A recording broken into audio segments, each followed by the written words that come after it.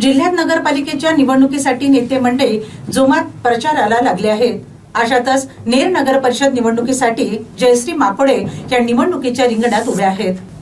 उमेदवारांचे नामांकन मागे घेण्यासाठी 5 ते 10 लाख रुपयाचे आमिष दाखविले जात आहे।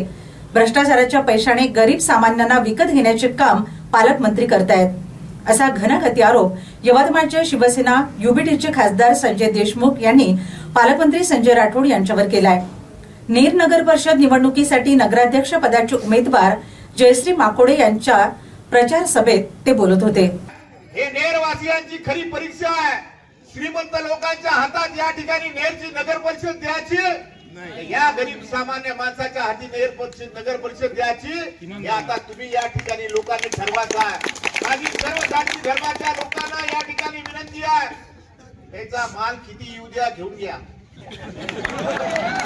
आपल्याला का त्यानं देणार नाही वावरात त्याने नागर दाबला का काय केलं, जसा पैसा कमवला आम्हाला सर्व माहित आहे। जास्त खोलात जाल लावू नका, या दिवशी आम्ही खोलात जाऊ, या दिवशी पळता घाण तुमची करू, हे सुद्धा या ठिकाणी आणि या ठिकाणी दबाव तंत्राचा वापर जर कोणी करत असेल, आमच्या उमेदवाराला भीती दाखवण्याचा प्रयत्न करत असेल, पालकमंत्र्याजवळ लई आरामाचा माल आलेला आहे।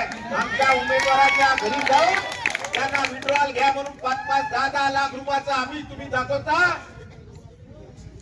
भेटी खेड्यात कधी नागर दाबला का या पालकमंत्र्याने एवढा पैसा? अरे भ्रष्टाचाराच्या पैशात गरीब आणि सामान्य माणसाला विकत घेण्याचं काम या ठिकाणचा पालकमंत्री करत असेल तर या ठिकाणी भिण्याची गरज नाही। आम्ही तुमच्या सोबत कधी आवाज द्या, अर्ध्या रात्री तुमच्या पाठीमागे या ठिकाणी आम्ही खंबीरपणे उभे राहू आणि या ठिकाणी गरीब आणि सामान्य माणसं या ठिकाणी उभे झालेले आहेत। या ठिकाणच्या लोकांजवळ पैसा नाही, परंतु या ठिकाणचा तुमची सेवा करण्याची संधी या ठिकाणी तुम्ही सर्व लोकांनी दिली पाहिजे।